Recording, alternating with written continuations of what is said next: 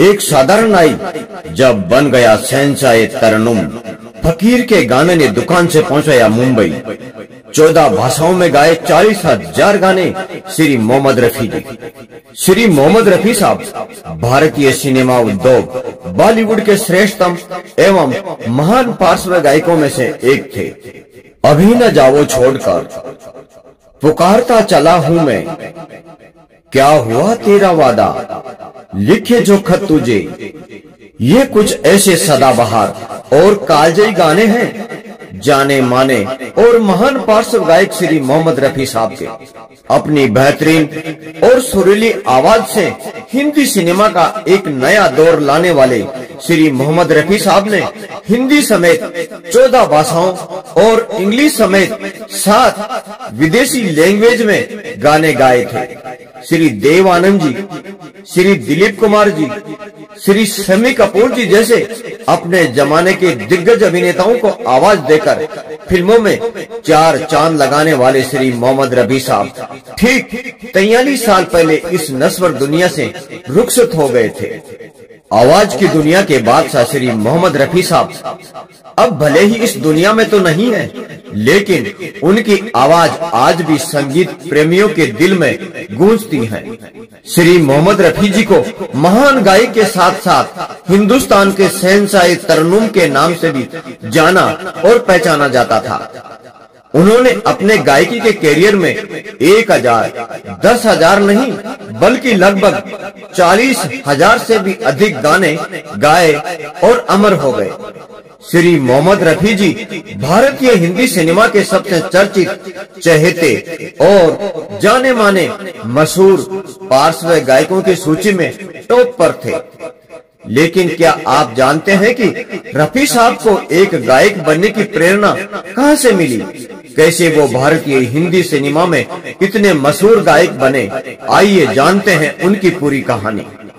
श्री मोहम्मद रफी साहब का जन्म 24 दिसंबर 1924 को अमृतसर के कोटला सुल्तान में हुआ था, जिन्हें दुनिया रफी या रफी साहब के नाम से जानती और पहचानती है। वे भारतीय हिंदी सिनेमा के श्रेष्ठतम पार्श्व गायकों में से एक थे। श्री मोहम्मद रफी साहब का पहला गीत एक पंजाबी फिल्म गुल बलोच के लिए था, जिसे उन्होंने श्री श्याम सुंदर जी के निर्देशन में 1944 में गाया था। साल 1946 में श्री मोहम्मद रफी साहब ने मुंबई आने का फैसला किया। 1948 में उन्होंने श्री राजेंद्र कृष्णन जी द्वारा लिखित गीत सुनो ए दुनिया वालों बापूजी की अमर कहानी गाया था। श्री नौशाद साहब के संगीत निर्देशन में श्री मोहम्मद रफी साहब का आखिरी गाना श्री अली सरदार जाफरी जी द्वारा लिखित फिल्म हब्बा खातून के लिए था। गाने के बोल थे, जिस रात के ख्वाब आए वह रात आई, आज मौसम बड़ा बेईमान है, गुलाबी आंखें जो तेरी देखी, आने से उसके आए बहार, जाने से उसके जाए बहार, और न जाने कितने ही सदाबहार गानों को अपनी सुरीली आवाज देने वाले हिंदुस्तान के शहंशाह तरन्नुम अब भले ही इस दुनिया में नहीं है, लेकिन अपने गीतों के जरिए श्री मोहम्मद रफी साहब आज भी जिंदा हैं और अमर हैं। ये उनकी सुरीली और दिलकश आवाज का ही जादू है कि आज के युवाओं के बीच भी उनके गाने खूब सुने और पसंद किए जाते हैं। श्री मोहम्मद रफी साहब उन गायकों में से हैं जिनका अपना कोई दौर नहीं था, बल्कि उनकी आवाज है जो हर दौर के लोगों और हर वर्ग के लोगों को पसंद है। श्री मोहम्मद रफी साहब का जन्म अमृतसर के कोटला सुल्तान में हुआ था, लेकिन तब किसे पता था कि ये नन्हा बच्चा एक दिन अपनी आवाज से दुनिया भर में संगीत की दुनिया में धूम मचाएगा और राज करेगा। जब श्री मोहम्मद रफी साहब सिर्फ 7 साल के थे, उनका परिवार काम के सिलसिले में लाहौर आ गया। यहाँ मोहम्मद रफी साहब के बड़े भाई ने नाई की दुकान डाली थी। श्री मोहम्मद रफी साहब का बचपन से ही पढ़ाई में मन नहीं लगता था, कभी यहाँ तो कभी वहाँ, बस खेलते घूमते रहते थे। ऐसे में पिता ने बचपन में ही श्री मोहम्मद रफी साहब को भाई की नाई की दुकान में बैठा दिया था। यहाँ श्री मोहम्मद रफी साहब अपने भाई का हाथ बटाने लगे थे, लेकिन श्री मोहम्मद रफी साहब की किस्मत में तो ईश्वर ने कुछ और ही लिख कर भेजा था। हर रोज की तरह जब श्री मोहम्मद रफी साहब एक दिन अपने भाई की नाई की दुकान पर काम कर रहे थे, उसी वक्त एक फकीर दुकान पर गीत गाता हुआ आया। श्री मोहम्मद रफी साहब उस फकीर के गाने से बड़े प्रभावित हुए और जब वह दुकान से आगे निकला तो वह उनके पीछे पीछे दौड़ पड़े थे। फिर अक्सर वो फकीर श्री मोहम्मद रफी साहब के भाई की नाई की दुकान पर गाना गाते हुए आ पहुंचता और नन्हे मोहम्मद रफी साहब उनका बैठकर इंतजार करते थे।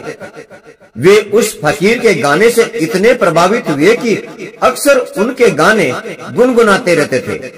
शुरुआत से ही मोहम्मद रफी साहब की आवाज में एक जादू सा था। गायकी के प्रति अपने छोटे भाई की रुचि देखकर उनके बड़े भाई ने श्री मोहम्मद रफी साहब को उस्ताद वाहिद खान साहब के पास संगीत शिक्षा के लिए भेजना शुरू कर दिया था।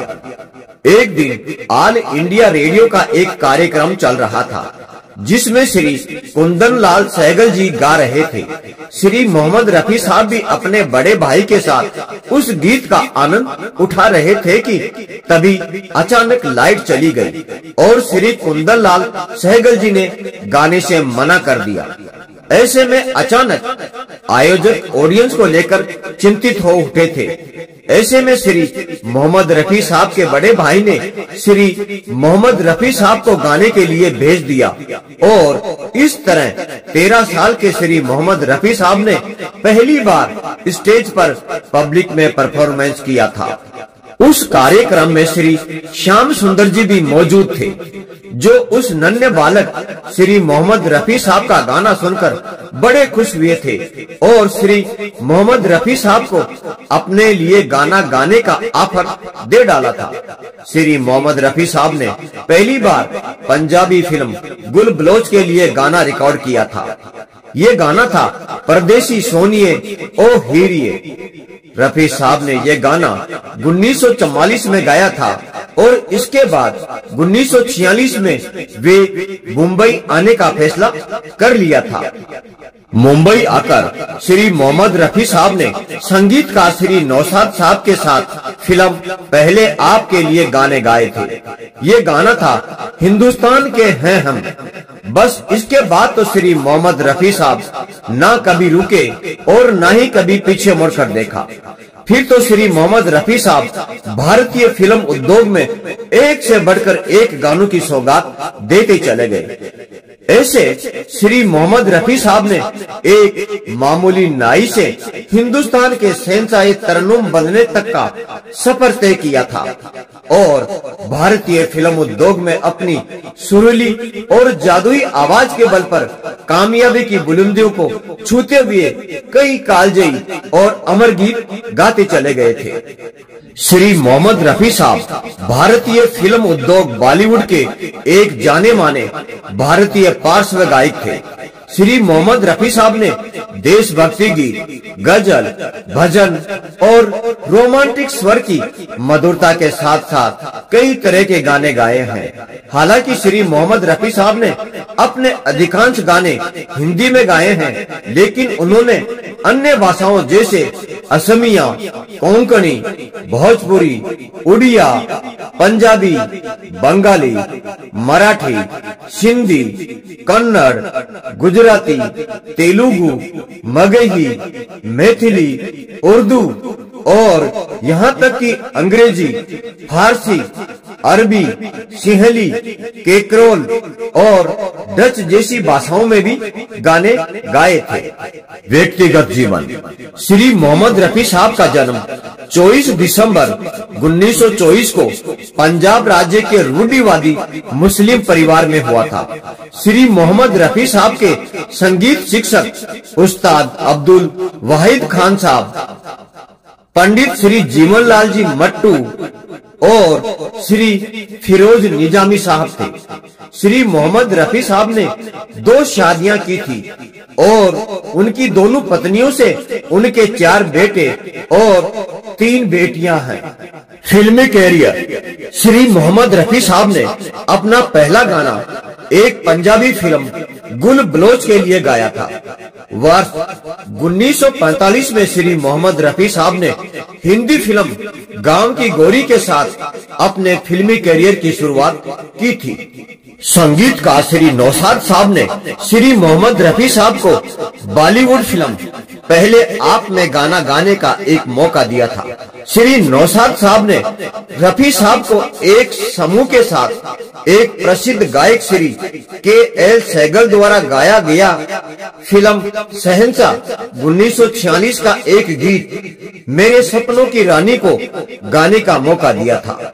श्री मोहम्मद रफी साहब ने फिल्म अनमोल घड़ी में तेरा खिलौना टूटा बालक को गाकर शीघ्र ही सफलता हासिल कर ली थी। श्री मोहम्मद रफी साहब श्री ओ.पी. नायर जी, श्री शंकर जय किशन जी और श्री सचिन देव बर्मन जी जैसे नामी गिरामी एवं कई फिल्मी संगीतकारों के पसंदीदा पार्श्व गायक बन गए थे। श्री मोहम्मद रफी साहब और श्री एस.डी. वर्मन जी ने श्री गुरुदत्त जी की फिल्म प्यासा और कागज के फूल जैसी कई फिल्मों के लिए भावपूर्ण गानों को प्रस्तुत किया था। श्री ओ.पी. नायर जी ने 1950 और 1960 के दशक में अपने अधिकांश गाने श्री मोहम्मद रफी साहब से ही गवाया था। श्री मोहम्मद रफी साहब ने 1970 के दशक में मुख्य रूप से लाइव संगीत कार्यक्रमों में प्रदर्शन किया था। श्री मोहम्मद रफी साहब के लाइव शो काफी हिट और प्रसिद्ध हुए थे। श्री मोहम्मद रफी साहब ने कई प्रसिद्ध गाने गाए, जिसमें फिल्म हीर रांझा का ये दुनिया ये महफिल, फिल्म पगला कहीं का तुम मुझे यूं भूल न पाओगे, फिल्म सावन भादो का कान में झुमका, फिल्म महबूब की मेहंदी का चलो दिलदार चलो और फिल्म पाकीजा का इतना तो याद है मुझे आदि शामिल है। श्री मोहम्मद रफी साहब की सुरीली और जादुई आवाज में गाए ऐसे कई और भी सैकड़ों गीत कालजयी गीत बन गए और आज भी लोग श्री मोहम्मद रफी साहब के गाए हजारों गीतों में से कई गीत गुनगुनाते रहते हैं। पुरस्कार और सम्मान। श्री मोहम्मद रफी साहब वर्ष 1977 में राष्ट्रीय फिल्म पुरस्कार से सम्मानित हुए।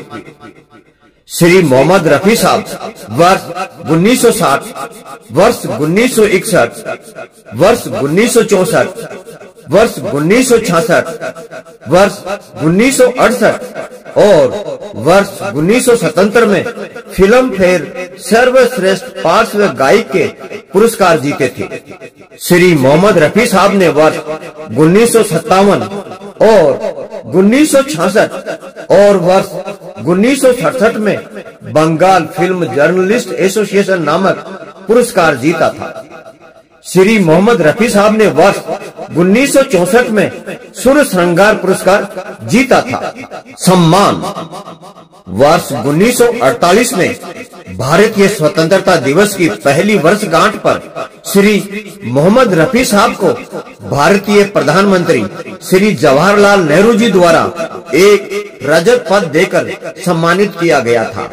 वर्ष 1967 में श्री मोहम्मद रफी साहब को भारत सरकार द्वारा पद्म श्री से सम्मानित किया गया था। वर्ष 2001 में हीरो होंडा और स्टार डस्ट पत्रिका ने श्री मोहम्मद रफी साहब को मिलेनियम के सर्वश्रेष्ठ गायक के रूप में सम्मानित किया गया था। श्री मोहम्मद रफी साहब ने वर्ष 2013 में हिंदी सिनेमा में बेहतर आवाज के लिए CNN IBN पोल जीता था। 31 जुलाई 1980 को भारतीय फिल्म उद्योग बॉलीवुड के पार्श्व गायकी का एक श्री मोहम्मद रफी नामक एक महान और चमकता सितारा हृदय गति रुक जाने के कारण अस्त हो गया। आज भले ही श्री मोहम्मद रफी साहब हमारे बीच में ना हो, लेकिन उनके कालजयी गीतों के रूप में उनकी यादें सदा सदा हमारे हृदय में जीवित रहेंगी, अमर रहेंगी, अमर रहेंगी। आज 24 दिसंबर 2023 को श्री मोहम्मद रफी साहब के 99वें जन्म दिवस पर मैं निर्माता निर्देशक चिरंजीव कुमावत सादर कोटि कोटि नमन एवं सादर श्रद्धांजलि अर्पित करता हूँ। जय हिंद, जय भारत, वंदे मातरम।